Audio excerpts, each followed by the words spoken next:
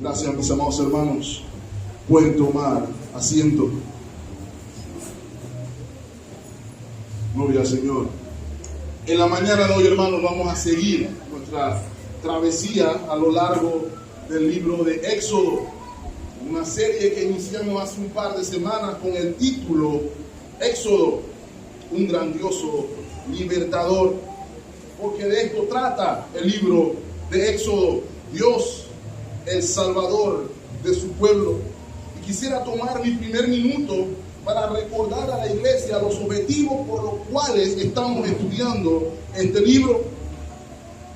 Lo primero que nos permite hacer el libro de Éxodo es meditar en la fidelidad de Dios en el cumplimiento de su pacto. Muy importante, hemos sido testigos del celo de Dios por su pacto, por su compromiso con su pueblo. Pueblo que ama con pasión, pueblo que ama con profundidad y con ternura. Lo segundo es observar al Dios que salva a su pueblo de la opresión, porque como hemos leído, Dios se muestra como un poderoso libertador en favor de su pueblo amado. Tercero, estamos viendo el peregrinaje del pueblo de Israel. Peregrinaje que apunta, mis amados hermanos, a su peregrinaje y a mi peregrinaje espiritual. Espero que hoy lo podamos ver. Y lo más importante, mis amados hermanos, es que buscamos observar a Cristo. En el Éxodo, la persona y la obra de nuestro Salvador Jesucristo, al que hemos adorado, del que hemos cantado esta mañana, nos permite comprender de qué trata todo esto. Porque esto no es solamente un relato histórico, sino que el relato histórico apunta a la mayor narrativa de la historia, Dios interviniendo en la historia para salvar pecadores. Todas estas realidades, mis amados hermanos, se ven claramente en nuestra porción de la escritura de esta mañana. Como pudieron leer, gracias hermano, Moisés llegó a Egipto finalmente y el anticipado encuentro con Faraón es inminente. Y lo que quiero que noten hoy, mis amados hermanos, es que las lecciones que aprendimos en ese extraño pasaje que concluimos la semana pasada en el camino de Madián a Egipto, a partir de aquí es que cobran relevancia, es que cobran valor. Y recuerden, hermano, la lección que aprendimos estas 2 semanas en ese camino de Madián a Egipto es: Dios es soberano y Él es celoso por su pacto. Es por eso, mis amados hermanos, el mensaje de esta mañana, estaba buscando título, pero creo que este es apropiado. El mensaje de esta mañana lo hemos titulado Una declaración de guerra contra el Todopoderoso. Porque aquí Faraón declara guerra al Señor.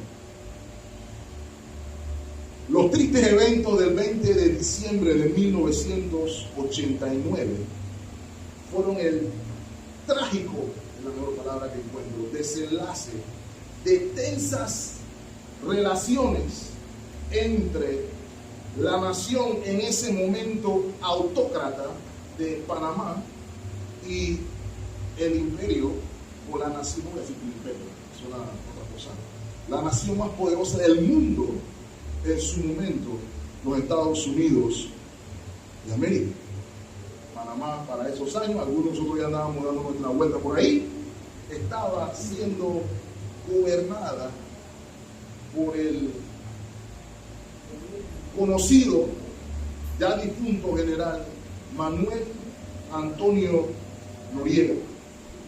Y según historiadores panameños, este enfrentamiento tuvo sus orígenes en una causa que los estadounidenses hicieron en contra de Manuel Antonio Noriega por lavado de dinero y trasiego de narcóticos en tribunales federales de Tampa y de Miami en el año 1988. En respuesta a lo que él consideró un ataque del gobierno estadounidense contra la nación entera, él declaró el 15 de diciembre de 1989 a través de la Asamblea Nacional guerra contra los Estados Unidos de Norteamérica. Razón por la cual miembros de las fuerzas de defensa dispararon contra un automóvil donde se encontraban dos ciudadanos norteamericanos, uno herido, uno muerto. Razón por la cual el entonces presidente Bush en Estados Unidos dice: la única manera de eliminar el problema Noriega es con la operación Causa Justa. Y el resto, mis amados hermanos, es historia. Una declaración de guerra, mis amados hermanos, es una manifestación de voluntad conforme a la cual un Estado establecía guerra contra dos o más Estados, fuera o no que se dieran hostilidades. Conllevaba automáticamente la ruptura de las relaciones diplomáticas entre dichos Estados. ¿Por qué les cuento esta historia, hermano? Algunos ya se la saben, entiendo eso, probablemente los más jóvenes no. Pero nuestro texto hoy nos muestra, tal como Manuel Antonio Noriega en el 89, que declaró la guerra al imperio, o sea, a la nación más poderosa del mundo en su momento. Faraón, a pesar de sus crímenes, le está declarando aquí la guerra, mis amados hermanos, al Todopoderoso, y no tiene ni idea él de lo que va a suceder por semejante osadía. Hay 4 puntos que quiero que veamos brevemente hoy, mis amados hermanos. La declaración de guerra al Todopoderoso, el primer punto. Las circunstancias adversas a la declaración de guerra al Todopoderoso. De aquí es donde vamos a derivar nuestra lección en este pasaje, mis amados hermanos. El surgimiento de la duda en virtud de las circunstancias adversas. Y número 4, la respuesta del Señor ante la duda de su pueblo. Y hoy, esta declaración de guerra nos va a dar una lección al pueblo que está en la guerra. Y no solamente es relevante para los israelitas, sino que es relevante para el pueblo de Dios. ¿Cómo se siente usted cuando considera que ha hecho todo lo que Dios le pide que haga? Y el resultado es que las cosas se ponen peores por hacerle caso a Dios. De eso habla el pasaje esta mañana. Luego de los eventos, mis amados hermanos, en lo que vimos la posada, la semana pasada, al Señor atacando a uno de los miembros de la familia de Moisés, vemos que al obedecer el Señor los deja ir, continuar el viaje hacia Egipto. Es lo que vemos en los versículos 27 al 31, donde se nos narra la llegada, finalmente, se va a hacer en un mundo, ¿no?, de Moisés a Egipto. 40 años después. Salió con 40 años, regresa con 80 años, lleno de expectativas, no sabe cómo lo va a recibir. Era un criminal cuando salió. ¿Qué es lo que va a suceder? Ahora viene una esposa con hijos, un burro, voy a seguir siendo el burro, me acuerdo, con la misión de liberar al pueblo de Dios, y solamente una vara. Versículo 27. Y Jehová dijo a Aarón: ve a recibir a Moisés al desierto. Y él fue y lo encontró. ¿Dónde, hermano? Monte ahí, en el monte de Dios. Eso es importante. Y lo besó. Entonces contó Moisés a Aarón todas las palabras de Jehová que le enviaba. y todas las señales que le había dado. Y fueron Moisés y Aarón y reunieron a todos los ancianos de los hijos de Israel. Y habló Aarón acerca de las cosas que Jehová había dicho a Moisés, e hizo las señales delante de los ojos del pueblo. Versículo 31, y el pueblo creyó, y oyendo que Jehová había visitado a los hijos de Israel, y que había visto su aflicción, se inclinaron y adoraron. Mis amados hermanos, en estos 5 versículos que hemos leído, vemos que la preocupación inicial en esa diatriba del capítulo 4 resultó ser producto. Más tiempo se perdió tratando de convencer a Moisés para que fuera, de lo que Moisés demoró en convencer al pueblo de que el Señor le había enviado. Recuerden, hermanos, todo lo que el Señor le había dicho que sucedería, sucedió tal cual. Ante la duda y la incredulidad, tu hermano va y te va a recibir con alegría, le dice el Señor, y te va a acompañar en la misión. Y lo vemos, hermano, llega Moisés, Aarón está feliz, lo vemos, le da un beso, Moisés le cuenta, este es el plan, y Moisés dice, Aarón dice, perdón, vamos, sin ningún problema. Llegan donde el pueblo, le cuentan el plan al pueblo, hacen las señales, mano, seno, culebra, y el pueblo dice, amén, el Señor vino. Note, todo esto se da en el monte de Dios. Allí donde Moisés fue llamado, Aarón también fue llamado, porque el Señor le dijo, tócate con tu hermano en el monte de Dios. Moisés y Aarón se pusieron de acuerdo, obedecieron al Señor. Y noten, mis amados hermanos, el pueblo se sintió contento porque el Señor vio su aflicción, el Señor respondió su oración. ¿Y cuál es la acción que resulta al conocer esta realidad, hermanos? Adoración. ¿Recuerdan cuando vimos la bienaventuranza, mis amados hermanos? Bienaventurados los que lloran, Mateo 5:4, ¿cierto? Porque ellos recibirán, ¿qué cosa? Consolación. Y hay una razón por la que estoy leyendo esta porción, hermano, porque tiene todo que ver con lo que va a pasar a continuación. Pero sin duda alguna tengo que hacerle la pregunta a nuestra iglesia hoy. ¿Es usted, disculpe, se me trabó la lengua, es usted proclive a adorar al Señor cuando el Señor responde su clamor? Respondemos en adoración cuando el Señor escucha el clamor suyo y mío, independientemente de las circunstancias, y responde con mano poderosa por gracia. Sea esa la reacción de todos los hijos de Dios. Pero lo que quiero que noten aquí primeramente, mis amados hermanos, es que vemos los efectos inmediatamente de lo que sucede cuando alguien tiene un encuentro con Dios. Porque ahora llegamos al momento que todos estábamos esperando, ¿cierto? Llegó la hora de la libertad. Vamos a proclamar libertad. Ese era el momento. Probablemente algunos de los ancianos que estaban ahí clamaron, ahora sí, llegó el momento. Y me imagino yo a Moisés con su báculo, hermano, que ya el burro no estaba ahí, caminando con Moisés, con Aarón, perdón, hacia la presencia de Faraón. Nadie se metió con él, nadie le dijo nada, lo dejaron caminar hasta allá y se plantan delante del hombre más poderoso del mundo en el momento y le dice, versículo 1, ¿cierto? Después Moisés y Aarón entraron a la presencia de Faraón y le dijeron, Jehová el Dios de Israel dice así, dejen a mi pueblo a celebrarme fiesta en el desierto. Piénsenlo por un momento, hermanos.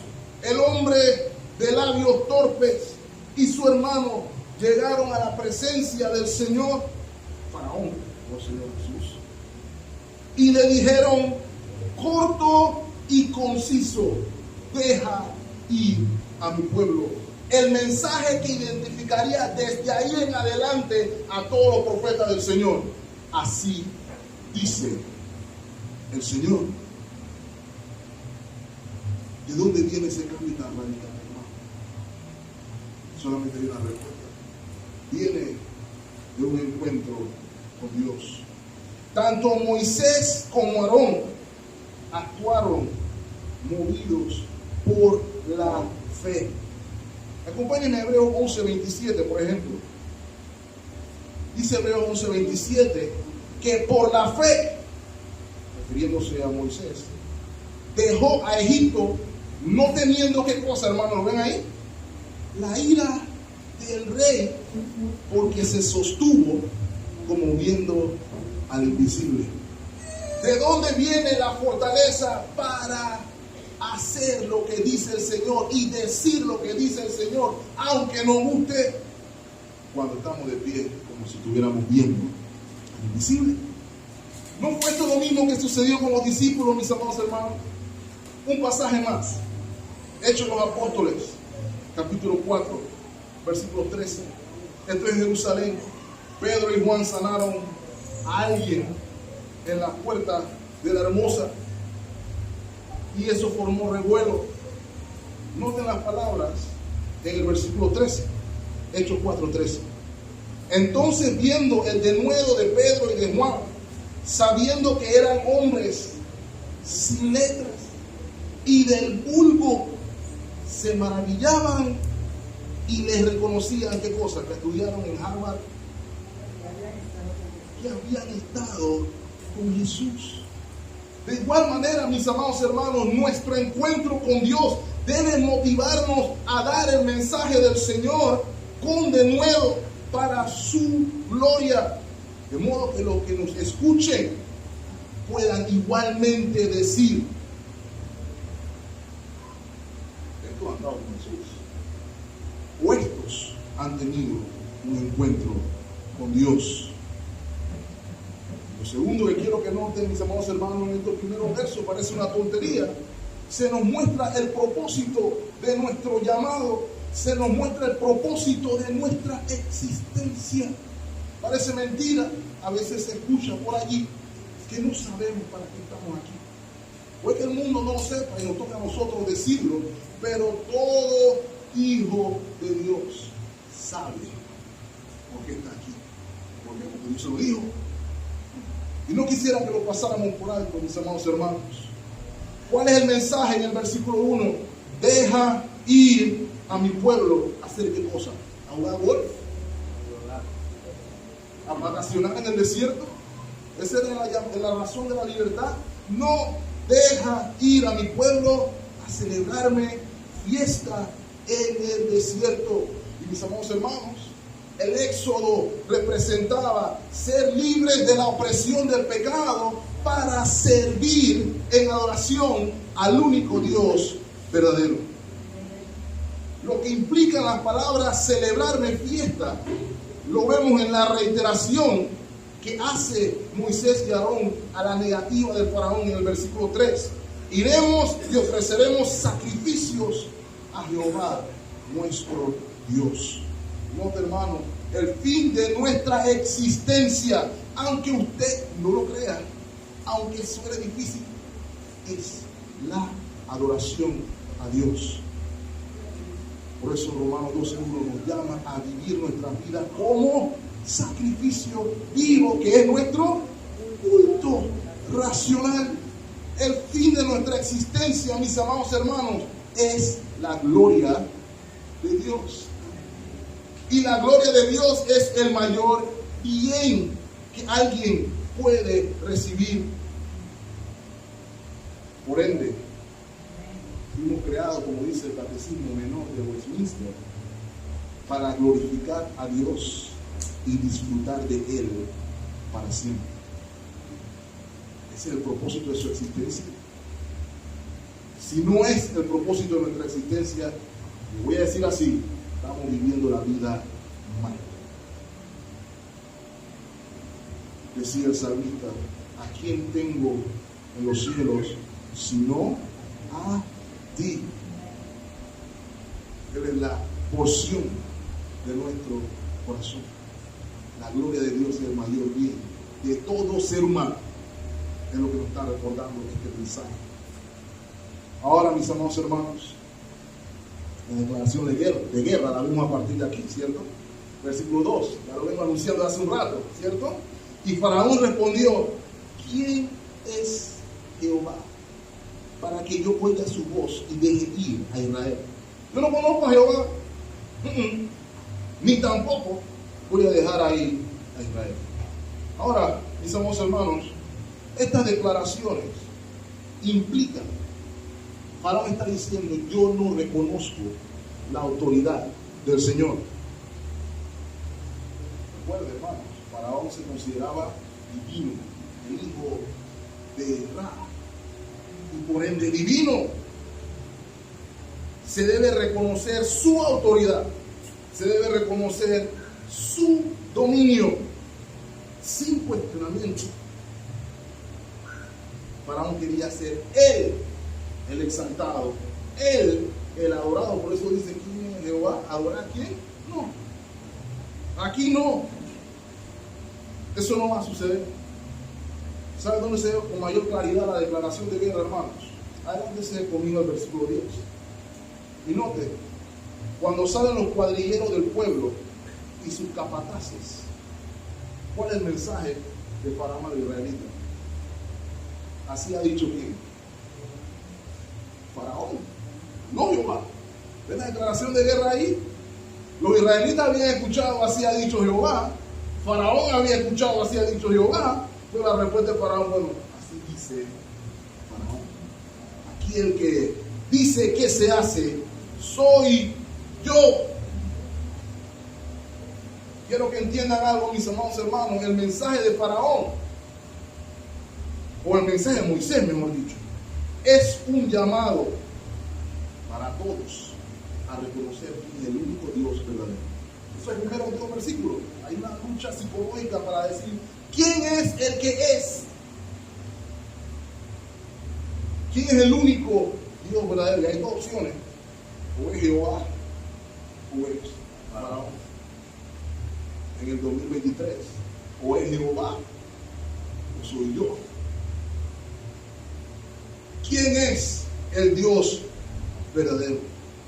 Note algo, mis hermanos.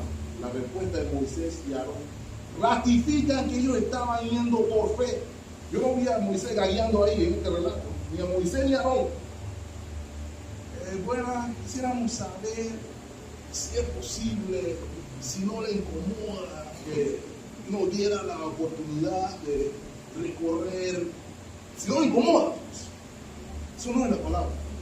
Y noten el énfasis en el versículo 3. Así mismo, corto y conciso, ellos le dijeron: Dios de los hebreos nos ha encontrado, no vamos a ir, no si usted quiere. Dice ahí: iremos pues ahora camino de 3 días por el desierto y ofreceremos nuestro sacrificio a Jehová, nuestro Dios, para que no venga sobre nosotros peste, o sobre nosotros con espada. Hermano, esa peste de espada llegaría a ser una palabra profética. ¿Sabe por qué? Porque rechazar el mensaje, ignorar el mensaje, traería sin duda consecuencias. No solamente para los hijos de Israel, de hecho, no para los hijos de Israel, sino para Egipto. Porque ¿dónde estaban los hijos de Israel? En Egipto. Y sin duda alguna, mis amados hermanos, lo que más llama mi atención en estos primeros 3 versos es cómo tenemos aquí un testimonio claro del mensaje del Evangelio. Cuando el Señor comenzó su ministerio, las palabras del Señor fueron al iniciar así, cortas y concisas: arrepentíos, porque el Rey de los cielos se ha acercado. Así de conciso. No de que el Señor tiene un plan maravilloso para ustedes y el Señor quiere hacer esto y lo otro, y Él quiere que dé la oportunidad de entrar a tu corazón y Él va a tocar la puerta. Nada de eso. Arrepentíos, el Rey de los cielos se ha acercado. El llamado del Evangelio, hermanos, es un llamado al arrepentimiento. Arrepentimiento implica reconocer, lamentar y apartarme de mi pecado al confiar en Él como mi único y suficiente Salvador, reconociendo que solamente su persona y su obra son la propiciación por mi pecado. Y sobre todo comprendiendo que si ignoro ese mensaje, quedo perdido en mis pecados y tal como Faraón, bajo la santa y justa ira de Dios y el justo juicio de Dios también. La realidad es que, hermanos, algunos le ponen arrepentimiento y fe y algunos, como Faraón, no. Faraón dice: voy a declarar la guerra al Todopoderoso. Ese es el tema aquí. Miren el versículo 4. Entonces el rey de Egipto les dijo: Moisés y Aarón, ¿por qué hacen cesar al pueblo de su trabajo? ¿Qué es lo que está pasando aquí? Porque me están formando un sindicato. Vuelvan a hacer sus tareas. Mis amados hermanos, tan evidente es la declaración de guerra que inmediatamente luego de mandar a hacer sus tareas decide ponerse en la ofensiva. Así como cuando Noriega fue a matar a 2 oficiales norteamericanos. Así mismo se puso en la ofensiva. Y aquí vemos las circunstancias adversas que resultan precisamente de la declaración de guerra del enemigo. La vemos a partir del versículo 5, si se dan cuenta. Hay acciones adversas que resultan de esa declaración de guerra, porque parecería que Faraón iba a decir: bueno, pueden irse. Eso no fue lo que sucedió, ¿cierto? Versículo 5, vemos el temor de una rebelión por parte de un pueblo que ahora es numeroso. Note que Él los manda a hacer su trabajo porque ahora son muchos que tienen eso que ver. ¿Se acuerdan cuando comenzamos en la serie? ¿Cuál es el temor de Faraón? Si son muchos, se van a rebeliar. Tenemos que evitarlo. Moisés y Aarón me están sindicalizando a los esclavos.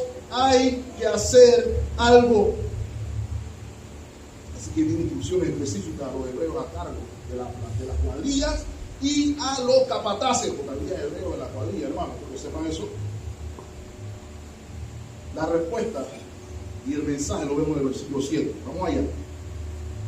Y aquí en adelante no daráis qué cosa, baja al pueblo para hacer qué cosa, ladrillo, como hasta ahora. Note lo que está pasando aquí, que vayan ellos y recojan su paja.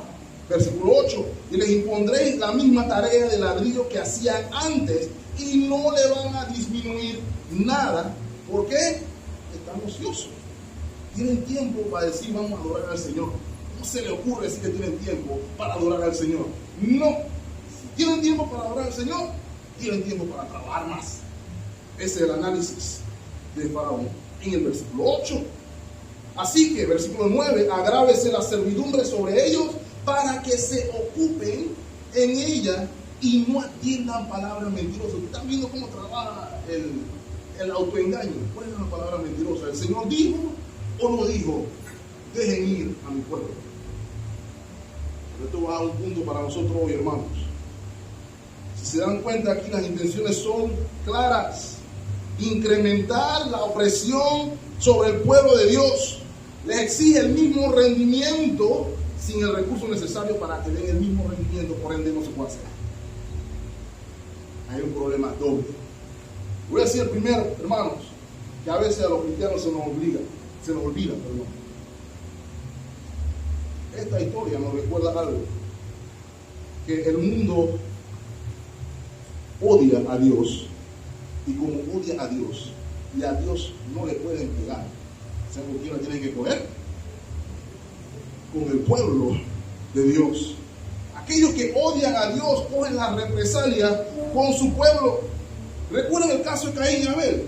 ¿Por qué Caín mató a Abel si él estaba bravo con Dios? Dios no le puede pegar. No puede pegar. Pero a mi hermano que dice que es el santo, a él le puede pegar. Y le pegó. Y lo mató. Porque odia a Dios. Por lo general, aquellos que son más agresivos con los que creen en Dios son aquellos que dicen que no hay Dios. Así de sencillo. Algo curioso que vi hace poco, hermano, que tiende a olvidársenos. Hay una organización llamada Puertas Abiertas. Puertasabiertas.org. Animo a que revisen esa página cuando tengan tiempo. Ahí registran una lista anual, la lista mundial de persecución. Todos los años esa lista clasifica a los países más peligrosos para ser cristianos. 3 niveles. Niveles altos de persecución, niveles muy altos de persecución y niveles extremos de persecución. Y nosotros aquí pensamos que eso no existe, porque nosotros estamos aquí tú puedes hacer lo que tú quieras. ¿Cierto? El país que ocupa el primer lugar, que significa el país que es peor para ser cristiano. No le recomiendo hacer turismo, nada más le recomiendo ir a predicar, si quiere ir a predicar, si siente la vocación del Señor. Corea del Norte. Estoy hablando del 2023, mis amados hermanos. No estoy hablando de 1960 ni 1940. 2023, top 1. Hay como 400,000 cristianos allí. Más o menos, porque es difícil contarlo, porque hay que ser cristiano clandestino, en teoría. Entre 50,000 a 70,000 de esos creyentes son víctimas de persecución extrema. ¿Qué quiere decir eso? Que si son descubiertos por las autoridades, los creyentes son enviados a campos de trabajo como presos políticos, donde las condiciones son atroces, o son asesinados en el acto y sus familias comparten su destino. Los cristianos no gozan de ninguna libertad. Es casi imposible que los creyentes se reúnan para rendir culto. Piénselo la próxima vez que se quiera para en la iglesia, porque sí. Seguimos. Los que se atreven a reunirse deben hacerlo en el más absoluto secreto y corriendo enormes riesgos. Una nueva ley contra el pensamiento reaccionario, porque así lo llama el líder allá, el pensamiento reaccionario, dice claramente que ser cristiano, poseer una Biblia, es un delito grave y será severamente castigado. Pero ellos no creen en Dios. ¿Okay? Es lo mismo que hace Faraón, mis amados hermanos. ¿Y por qué estoy diciendo todo esto? Recordemos, hermanos, este entendimiento de que la vida cristiana es un paseo divertido, donde no habrá lucha, donde no habrá dificultad, que el enemigo está diciendo, ya el Señor me los arrebató. No voy a hacer nada, voy a sentarme, ya perdí, ni modo. Eso precisamente es un engaño de Satanás. Mateo capítulo 10, versículo 22 dice, y seréis amados de todos, ¿por causa de qué? ¿De mi nombre?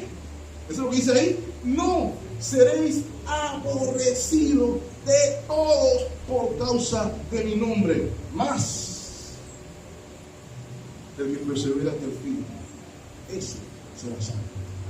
Es el mensaje que nos regala este texto. Nosotros pensamos que el enemigo va a decir, ya el Señor vino y lo salvó.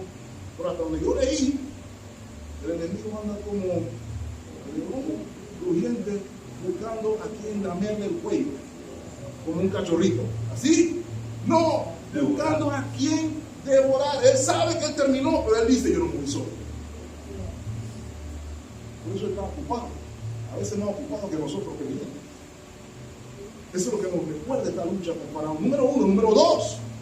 Nuestra lucha contra el pecado, mis amados hermanos, tiene que ser visceral. Tiene que ser a muerte.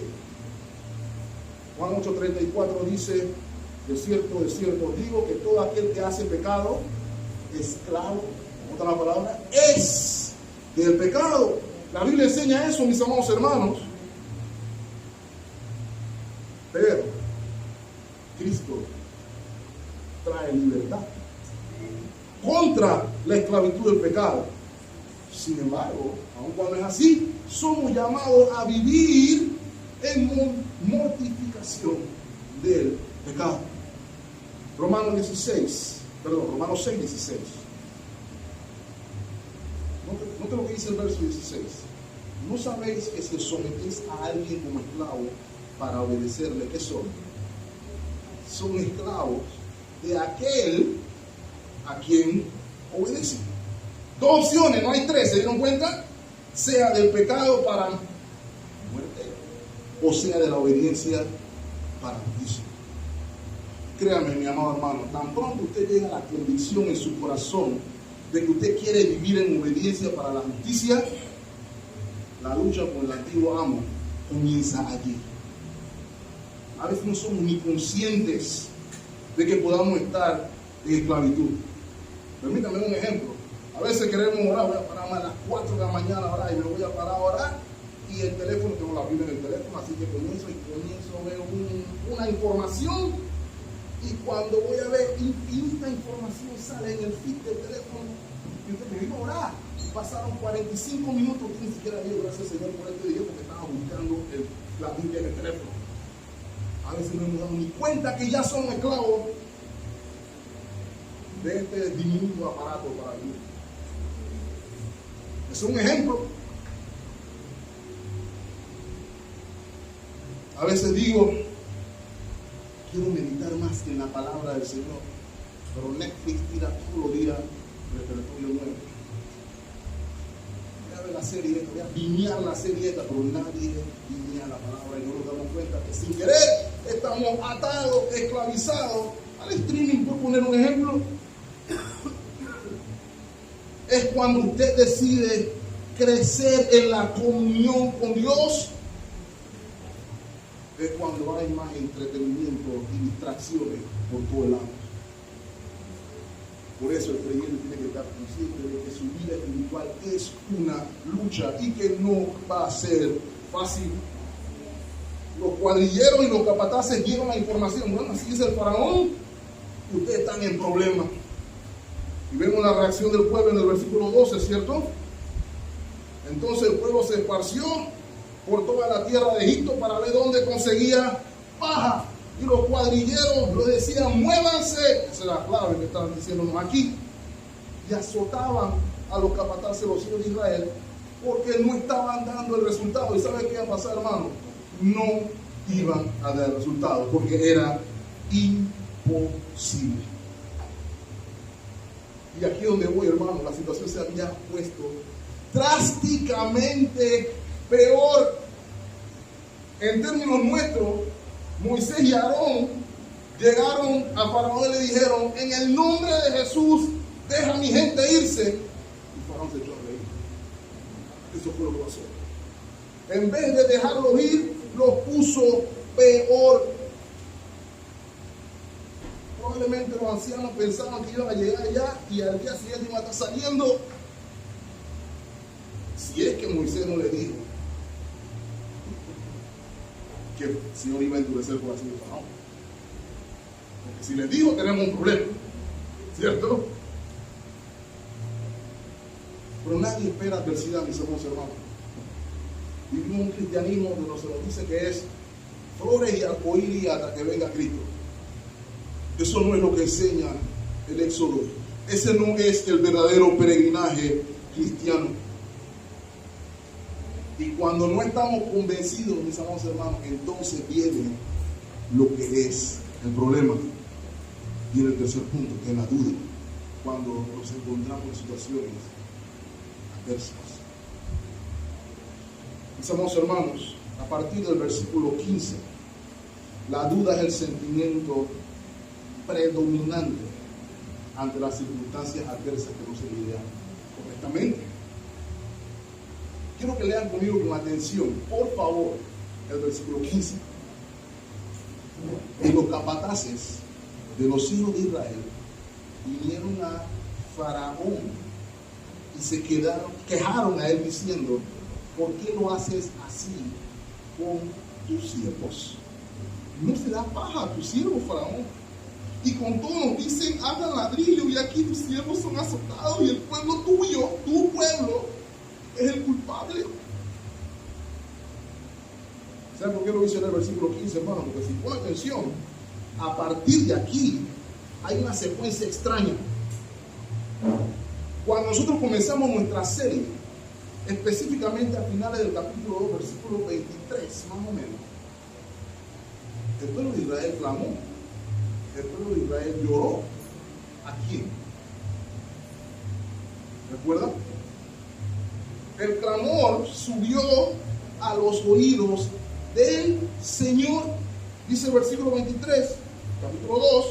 Los hijos de Israel gemían a causa de la servidumbre y clamaron, y subió a Dios el clamor de ellos con motivo de su servidumbre.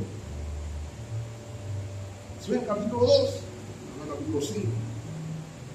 ¿Qué hicieron los capataces de los hijos de Israel en esta ocasión? ¿Saben a quién fueron? A Faraón. Fueron a Faraón. Nota usted la ironía. Los oprimidos le dicen al opresor que lo salve. Eso suena coherente. Los oprimidos le dicen al opresor: sálvame. Aquellos que detestan a muerte a los hijos de Dios, los hijos de Dios le dicen: sálvame. No clamaron a su Señor, a quien adoraron al final del capítulo 4, ¿cierto? Lo leímos al principio. Cuando vieron las señales y vieron las cosas que hicieron, adoraron. ¿Pero a quién clamaron? A Faraón. Adoraron porque Dios había visto su aflicción, porque lo habían visto en adversidad. Pero ahora llaman a Faraón. Y vemos, hermanos, aquí el inicio de la terrible tendencia que vamos a ver a lo largo del desierto. ¿Cierto? ¿Lo recuerdan todos? No hay comida, vámonos para Egipto. No hay agua, vámonos para Egipto. Estoy aburrido del maná, quiero pollo, vámonos para Egipto. Solamente hay una explicación que encuentro a esto. ¿Han escuchado el síndrome de Estocolmo, hermanos?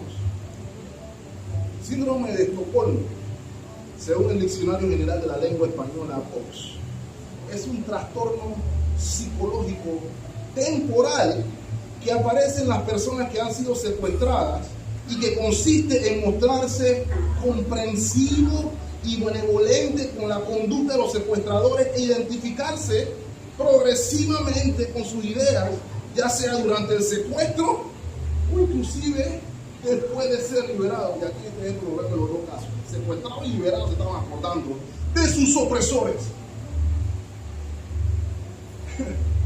Hermanos, decidieron recurrir a Faraón antes de salvar con quienes, antes de hablar con quien les había dicho que los iba a salvar. Y desde luego la respuesta de Faraón fue obvia, ¿cierto?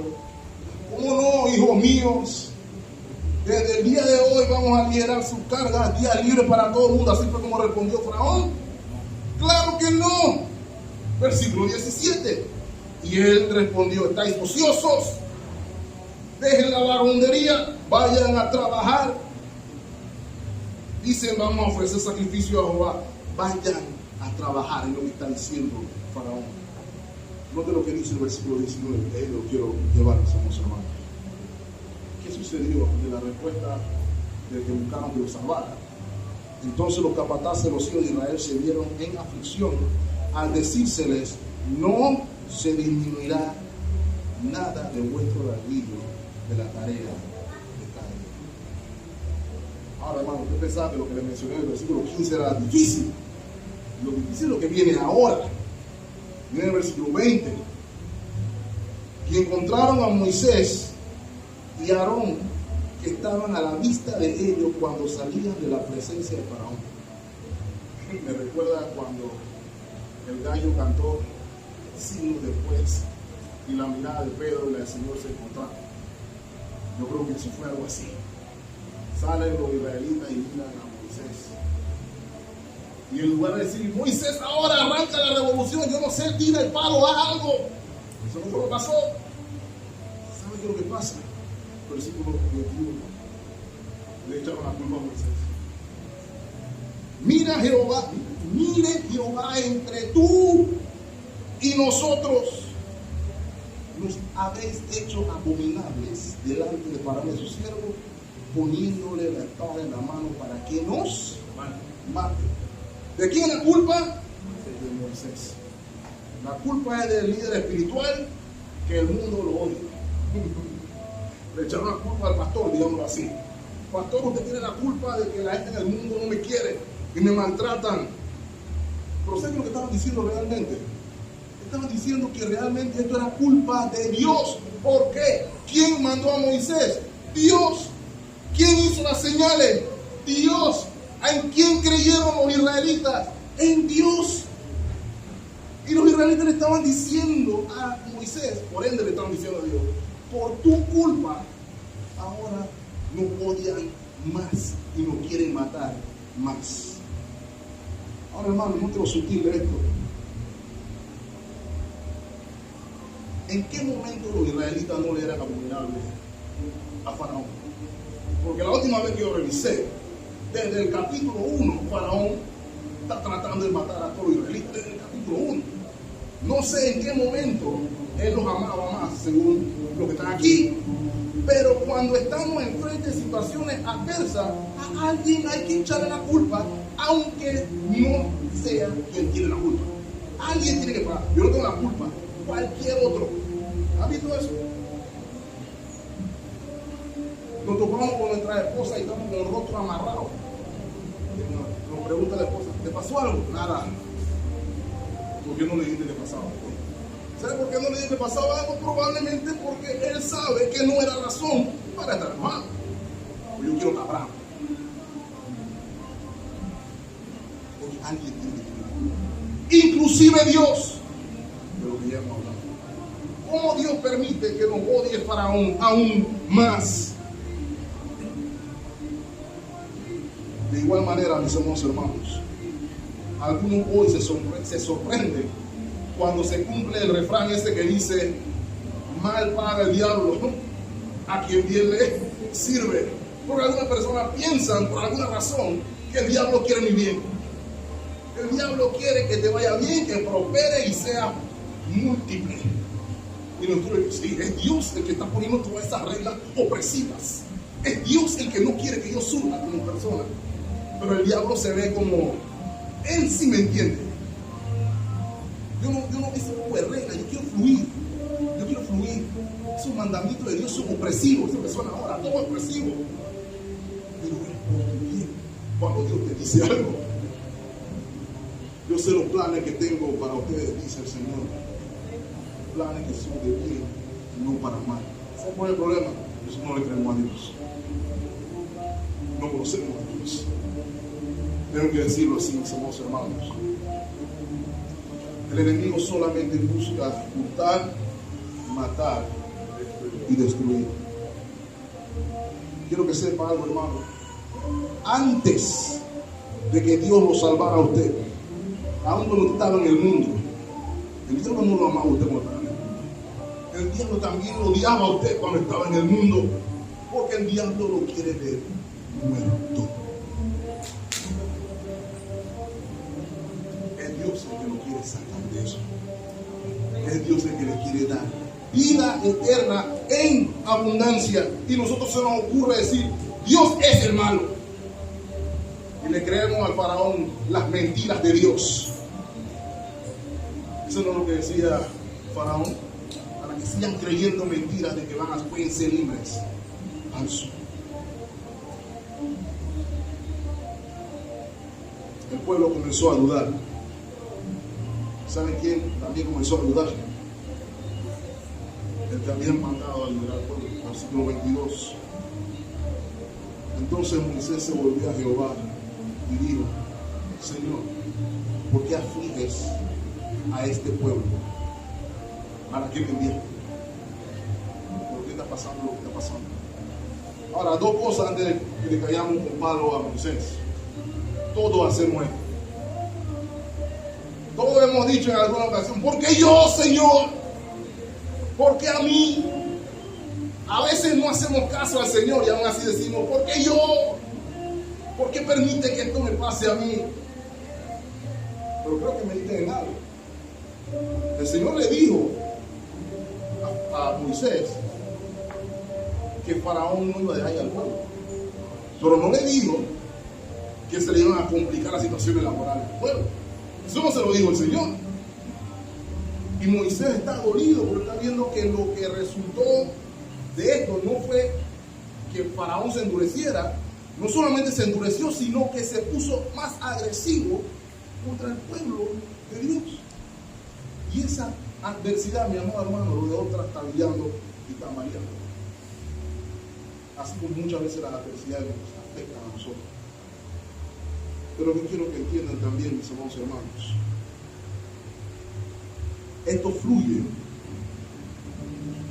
de una acción de no confiar en la lección que se aprendió en el camino de Madián a Egipto. ¿Cuál es la diferencia aquí entre Moisés y el resto del pueblo? Que Moisés no fue a llorar a Faraón. Moisés fue a llorar al Señor. ¿Quiere decir que estaba bien que Moisés cuestionara al Señor? No. Pero el Señor es tan bueno con nosotros que reconoce la humildad de nuestros corazones y nos lidia con gracia a lo que son sus hijos. Porque Moisés ni nadie tiene derecho a cuestionar al Señor porque tú estás haciendo lo que está haciendo.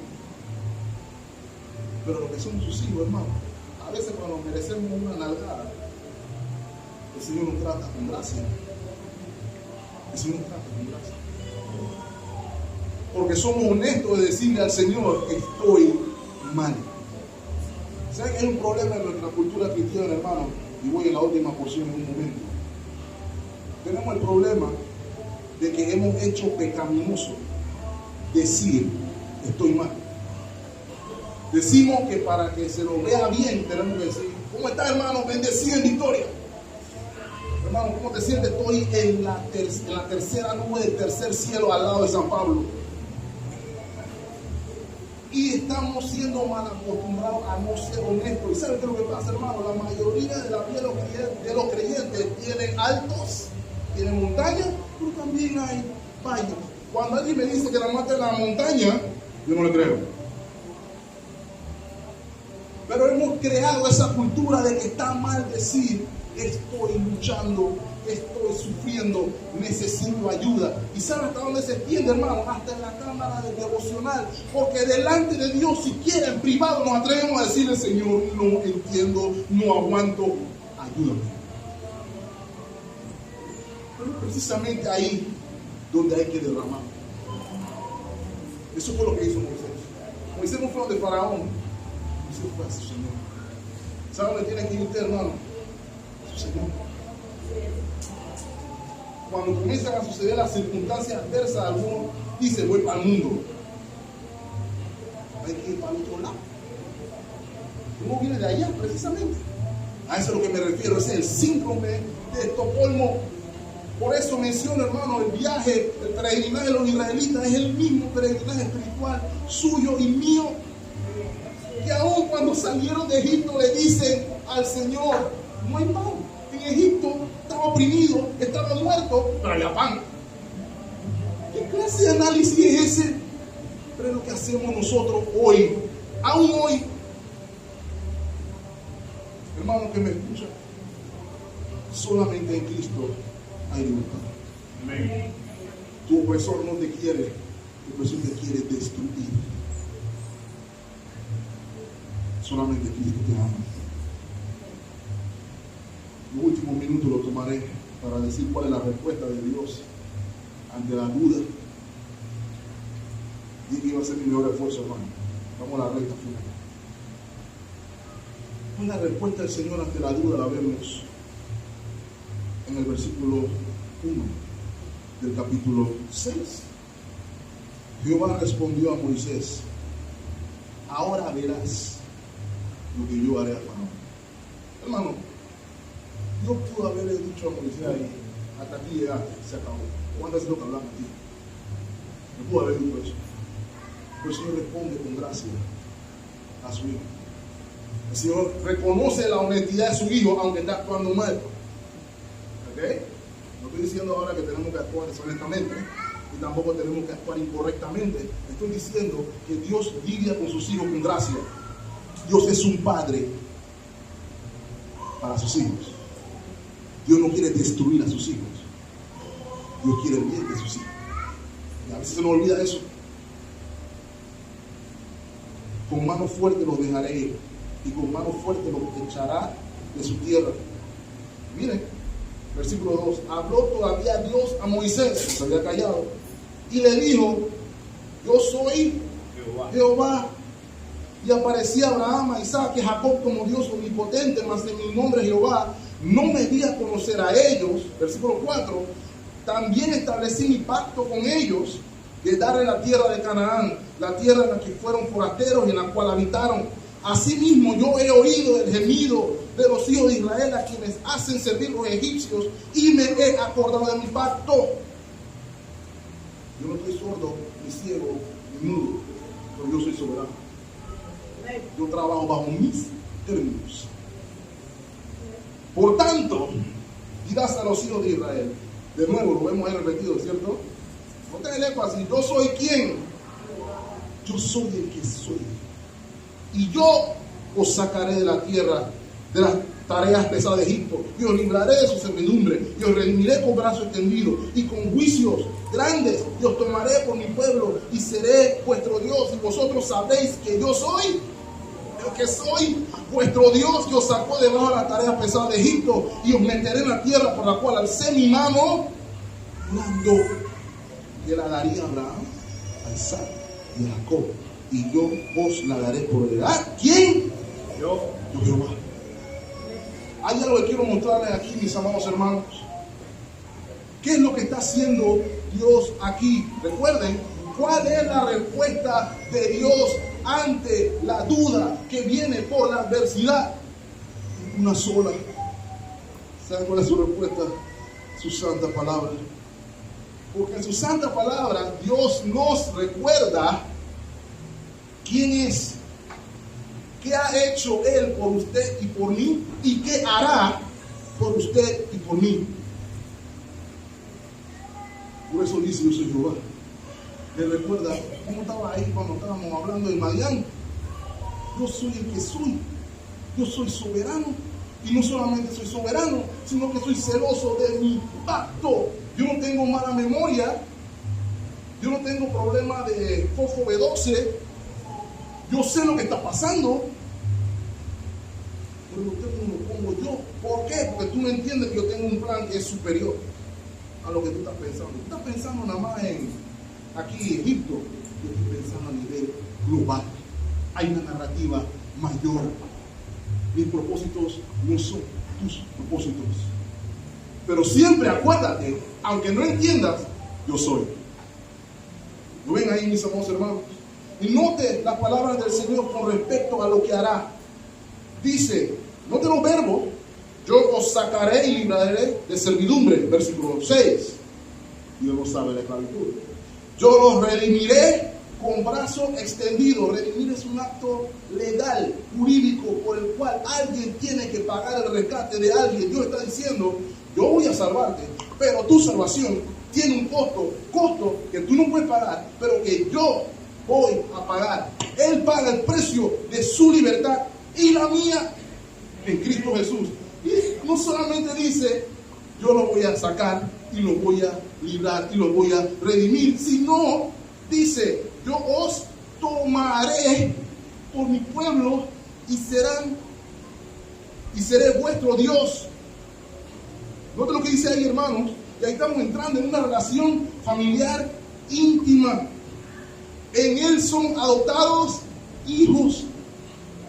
Los saco, los salvo, los redimo, los adopto, y no terminé. Todavía hay algo más. Y os meteré, otro verbo, en la tierra que les prometí a los padres. Vamos a heredar en Él. No te los verbos, hermanos. ¿Quién hará? Moisés. Aarón. Usted. Yo. Faraón. No. Él hará. Una vez más, mis amados hermanos, Dios responde a Moisés diciéndole: yo soy soberano, yo soy fiel a mi pacto.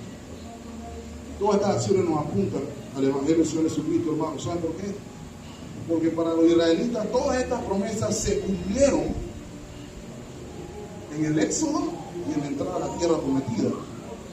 Pero para nosotros todas esas promesas que ustedes vieron ahí, todos esos verbos, se cumplen por la persona y obra de Cristo Jesús, quien nos salvó, quien nos sacó, quien nos redimió, quien nos hace aceptos en el amado, y por creer en Él somos adoptados hijos de Dios, y por ende somos herederos de la promesa eterna en Cristo Jesús. Ese es el Dios que nos salvó.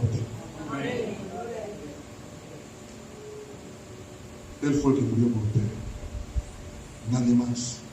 Por eso, mis amados hermanos, la obra de Dios, su palabra, nos debe apuntar a la obra y persona de Cristo, que es el autor y el consumador de su fe y la vida. Es aquí donde vemos la importancia de los eventos del capítulo 4, donde Dios se revela en una zarza diciendo: yo soy el que soy. Y se revela de una manera, dice el texto, que ni siquiera los patriarcas lo reconocieron o lo conocieron así, sino que en un nivel aún superior. Y hermano, permítame decirle algo, lo digo sin tapujos y en convicción: que usted conozca quién yo soy, que usted sepa que Él es fiel a su pacto, debe ser suficiente para disipar todas las dudas que usted enfrenta. No estoy diciendo algunas, todas, porque Él es suficiente. Si Dios no puede satisfacer sus dudas, hermano, nadie puede. No vaya pensando que allá en el mundo el cantinero sí le puede resolver su problema, o la muchacha del OnlyFans sí le va a poder resolver todas sus dudas. Si Dios no puede, nadie puede. No creamos la mentira del mundo. Si mis ojos no están puestos en la promesa, en la palabra del Señor, si no conocemos al Señor, siempre surgirá la duda, siempre surge el cuestionamiento, y siempre surge el culpar a Dios. Y esta es la razón, mis amados hermanos, mientras voy cerrando. Nada más por eso que acabo de decir hoy, lo han visto con sus propios ojos. El mensaje del Evangelio no puede ser: ven a Cristo y ya no vas a tener problemas.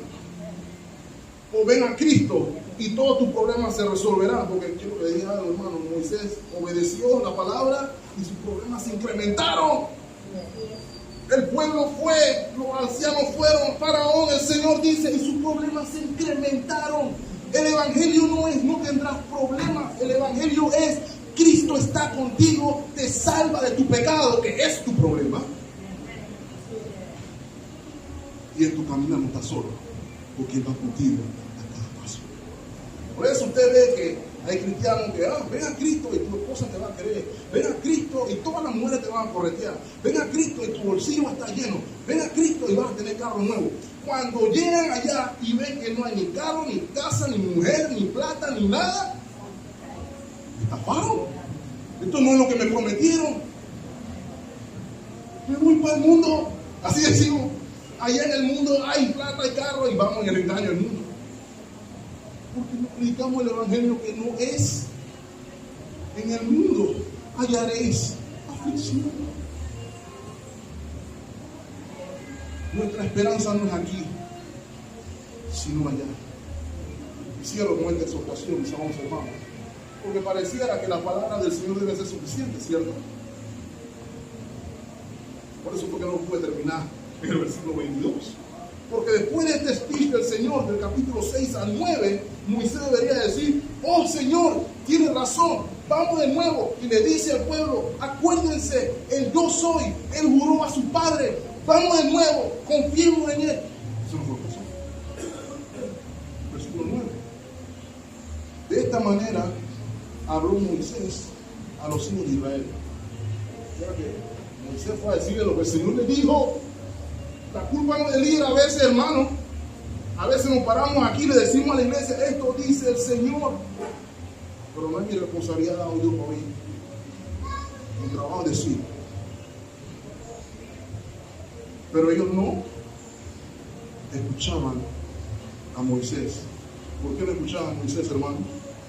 A causa de la congoja de espíritu y de la dura servidumbre.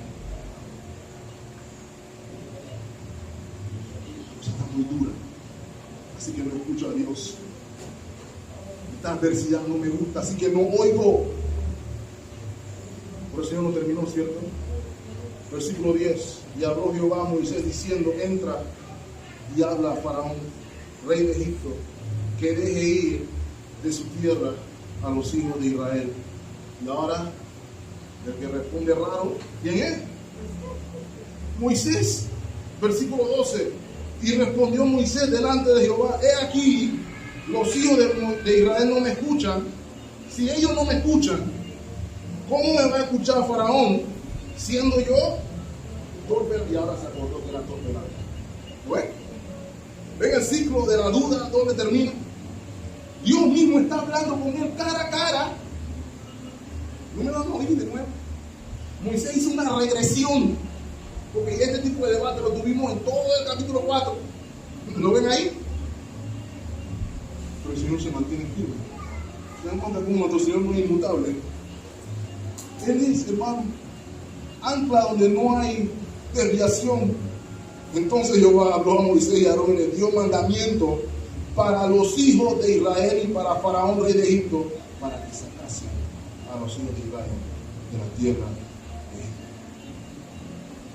Mis amados hermanos, que sus adversidades, que sus luchas no lo distraigan de escuchar la voz del Señor.